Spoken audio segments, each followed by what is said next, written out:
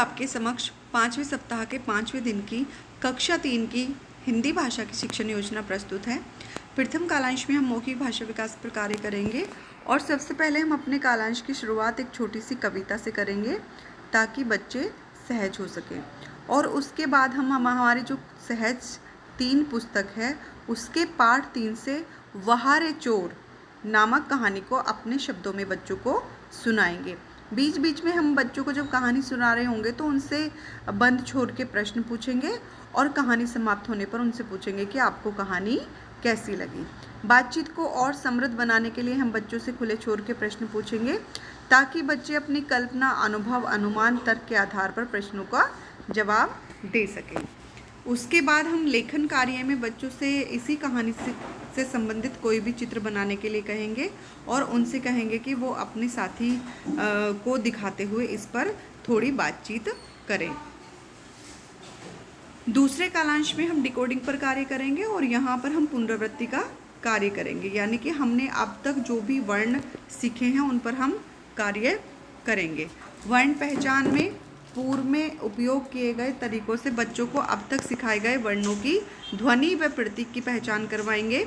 उसमें हमने जिस तरीके से कराया था कक्षा में प्रदर्शित सामग्री पाठ्य पुस्तक सहज के द्वारा उनको खोजने और अलग अलग तरीक़ों से उनको लिखने का अभ्यास करवाएंगे। ब्लेंडिंग में हम जो भी हमने अब तक तरीके इस्तेमाल किए थे उन्हीं तरीक़ों से वर्णों और अक्षरों को मिलकर बनने वाले शब्दों को मिलाकर पढ़ने का अभ्यास करवाएंगे। शब्द पठन में हमने जो भी चार्ट पेपर या दीवार पर शब्द लिखे हैं उन शब्दों की तरफ बच्चों का ध्यान आकर्षित करवाएं और कुछ शब्दों को उच्चारित कर पढ़ें। उसके बाद हम वर्ण अक्षरों से बनने वाले 4-5 परिचित सरल शब्दों को बोर्ड पर लिखें और उनको एक साथ पढ़ें और फिर बच्चों को दोहराने के लिए कहें। इसके लिए कार्यपुस्तिका में आज के पाठ से भी कुछ उदाहरण आप ले सकते हैं। उसके बाद हम बच्चों से कहेंगे कि आप देखकर या सुनकर लिखने का अभ्यास करें। लेखन कार्य में हम सभी बच्चों को कार्यपुस्तिका के पाठ 37 पर कार्य करने को कहेंगे और आवश्यकता के अनुसार उनकी सहायता करेंगे। आप ध्यान देंगे कि क्या सभी बच्चे कार्यपुस्तिका का कार्य पूरी तरह से कर रहे हैं या अगर किसी बच्चे को कोई परेशानी हो रही है तो उसको पहचान कर उसकी मदद करें। ये हमारा कार्यपुस्तिका का कार्यपत्रक होगा पाठ 37 का। इसमें जो प्रश्न है कि पहचानें और पढ़ें, मिलाकर पढ़ें और लिखें। उसके बाद पढ़ें, यहाँ बच्चे पढ़ेंगे म नमन तक तक, सुनकर लिखें।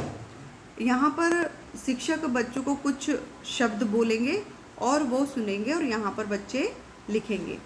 वो अभी हमारे पास कार्यपुस्तिका नहीं है तो वो अपनी कॉपी में भी लिख सकते हैं। ये कार्यपत्रक आप डिस्क्रिप्शन से जाके डाउनलोड कर सकते हो। उसके बाद हम अपने तीसरे कालांश में पठन पर कार्य करेंगे और यहाँ पर हम स्वतंत्र पठन करेंगे।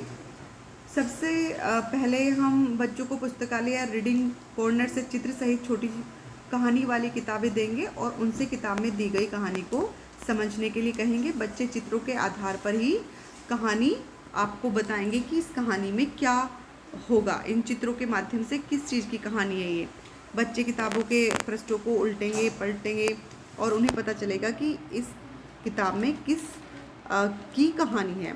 उसके बाद फिर हम 2-3 बच्चों को किताब की कहानी चित्रों के आधार पर अपनी भाषा में बताने के लिए कहेंगे और जैसे भी वो कहानी बताएंगे तो आप स्वीकार करोगे। फिर आप बच्चों को कहानी बताने में सहयोग करोगे, उनको बताओगे कि ये किस चीज़ की। अगर बच्चे सही तरीके से नहीं बता पा रहे हैं तो आप बताओगे कि ये कहानी किस तरह की है। आप ध्यान देंगे कि क्या सभी बच्चे किताबें उलट पलट कर पढ़ने समझने का प्रयास कर रहे हैं। यदि नहीं तो इन बच्चों की पहचान करें और आगे के सत्रों में उनको किताबों के पढ़ने के तरीके से परिचित करवाएं। आपको वीडियो अगर अच्छी लगती है तो उसको लाइक करें और चैनल को ज़रूर सब्सक्राइब करें।